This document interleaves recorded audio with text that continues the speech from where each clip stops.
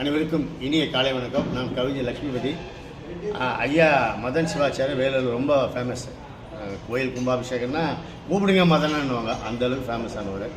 இன்றைக்கி ஒரு சிறப்பான நாளுங்க. எங்களுக்கு சிறப்பான நாள் என்று சொல்வது இந்த ஊருக்கு சிறப்பு சேர்த்தவர், மண்ணின் மகாராஜா என்று நான் அடிக்கடி மேடைகளில் சொல்கின்ற எங்கள் வாரியார் சாமிகளுடைய நினைவு நாள். இன்றைக்கி 7/11/1993 லண்டன் போனார்.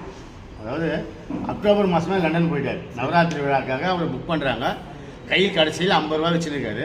அந்த 50 ரூபா கூட கார் ஏறி ஃப்ளைட்டுக்கு ஏர்போர்ட்டு கிட்ட போகும்போது வேறு இடத்துக்கு அந்த 50 ரூபாய்க்கு கொடுத்துட்டாரு. வரவு செலவு நில்லு அப்படி தான் ஃப்ளைட்டு ஏறுறாரு. இதை சட்டசபையில் கூட பதிவு பண்ணியிருக்காரு நம்ம சட்டமன்ற உறுப்பினர் அன்பு அண்ணன் ஞானசேகரன் அவர்கள். பின்னால் அதாவது வாரியார் சாமிகள் உடல்நிலை சரியில்லாமல் சென்னை திரும்புவதற்கு கூட பண வசதி நெருக்கடி. அப்படிப்பட்ட சூழ்நிலை நவராத்திரி விழா கொண்டாடுவதற்காக லண்டன் மக்களும் இங்கிலாந்து மக்களும் பக்கத்தில் ஜெர்மனி, சுவிட்சர்லாந்து போன்ற பல்வேறு நாடுகளில் அவரை புக் பண்ணி அழைச்சிட்டு போயிருக்காங்க. லண்டன் போய் இறங்குறாரு. அந்த பனியாகல ஜுரமாக வந்துச்சு. ஹாஸ்பிட்டலில் படுத்துட்டு ட்ரீட்மெண்ட் போயிட்டுருக்கு. நவம்பர் மாதம் 5ஆம் தேதி சாயங்காலம் எல்லா நர்ஸுக்கிட்டலாம் பேசுகிறாராம். நான் நல்லா ஆகிட்டேன், ட்ரீட்மெண்ட் முடிஞ்சிச்சு. உபன்யாசம் பண்ணாரா?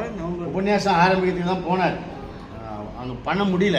அவங்க நல்லா குளிர் அவரால் தாங்க முடியல. ட்ரீட்மெண்ட் எடுத்துகிட்டு இருந்தார்.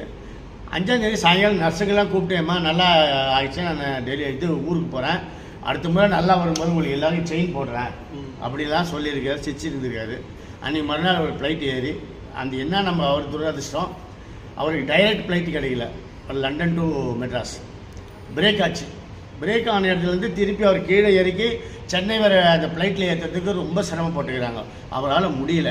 ஸ்ட்ரெச்சில் வச்சு அவர் தூக்கி வந்து போய் நம்ம மெட்ராஸ் வர ஃப்ளைட்டில் ஏற்றணுங்க.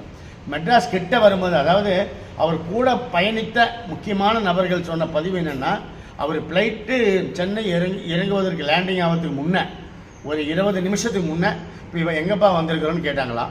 திருத்தணிக்கு முன்னே நம்ம வந்துருக்கிறோம் சாமின்னு சொல்லியிருக்காங்க. ஆக அவர் நினைச்ச மாதிரியே முருகன் 6 படை வீடுகள் ஒன்றான திருத்தணியில் முக்தி அடைஞ்சாருன்றது தான் வரலாறு. ஏன்னா அங்கே அது வரைக்கும் யாருக்குரிய அவருக்கு மூச்சு இருந்திருக்கு. அதுக்கு பிறகு யாரும் கவனிக்கலை. 20 நிமிஷம் மீனம்பாக்கில் ஃப்ளைட் இறங்குது. சுவாமின்னு எழுப்ப போகிறாங்க, மூச்சே இருக்காது, மூச்சு இல்லை. எப்படி இருக்கும் பாருங்க. ஏர்போர்ட்டில் அவர் வரவேற்க நிறைய பேர் வந்திருக்காங்க.